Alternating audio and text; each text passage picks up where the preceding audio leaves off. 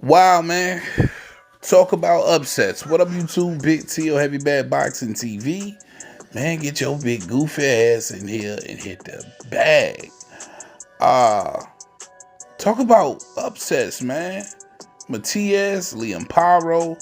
And listen, if you go back, I kept saying, coming off that Montana win, and I know it was a lot of hype around Montana Love, but I thought Paro looked excellent. I thought he looked good. I thought the footwork was phenomenal, and plus he had some power. And that's exactly what he was able to use in this fight.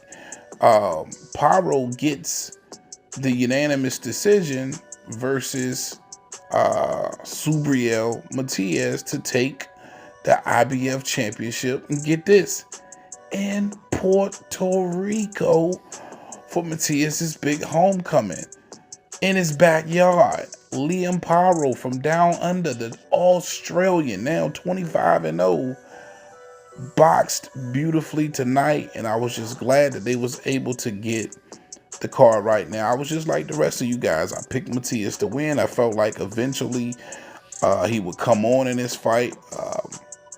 Paro started out fast, presenting the jab early and often, turning and giving so many different angles to Matias, just outboxing him at every turn.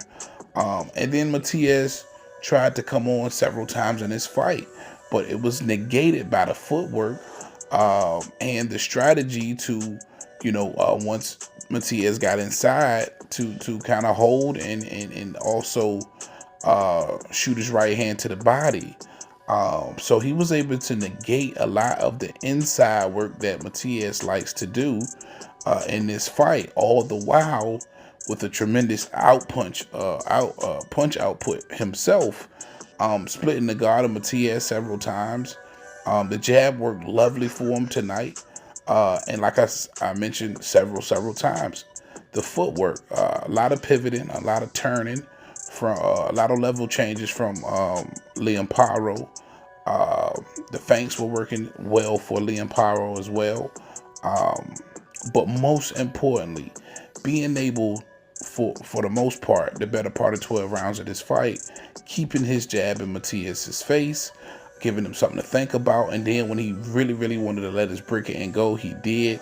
I thought he, at some point, garnered some respect for his power from Matias, because even though Matias was on the front foot coming forward, he wasn't being completely reckless with it. And when you're not being completely reckless with it, that means you have some form of respect for your opponent's power. Maybe he felt that early. And again, he did certain things for me to let me know, like, hey, he respects Paro's brick hand, and he was able to Paro was able to take advantage of it.